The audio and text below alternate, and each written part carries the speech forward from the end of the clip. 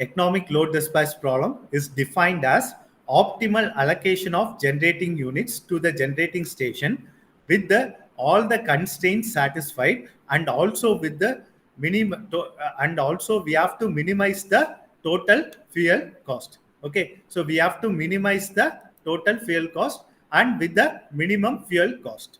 Okay, this is the definition of economic load dispatch. And what are the constraints? Constraints is nothing but your power balance constraints. Power balance constraints nothing but equality constraints.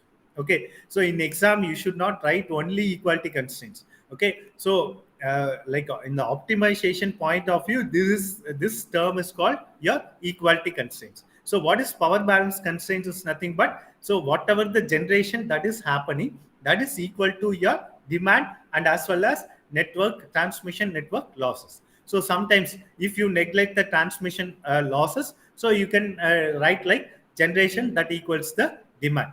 So what is the next constraint? Next constraint is that inequality constraint. That is nothing but minimum and maximum operating limits. That is whatever the generation that is happening, that is whatever the generation that we found out. Okay, that is PGI. We can call it as PGI. That is power generation of ith generation. So that should be within this minimum and maximum operating limits. Okay, it should not go beyond this minimum, and it should not go beyond this maximum also. Okay, it should be within this limit. Say for example, the power generation you are going to find out is some 90 megawatt. 90 megawatt. The minimum and maximum operating limits given in the problem is 50 megawatt to the maximum of 150 megawatt. Okay, so 90 megawatt is within the minimum and maximum operating limits.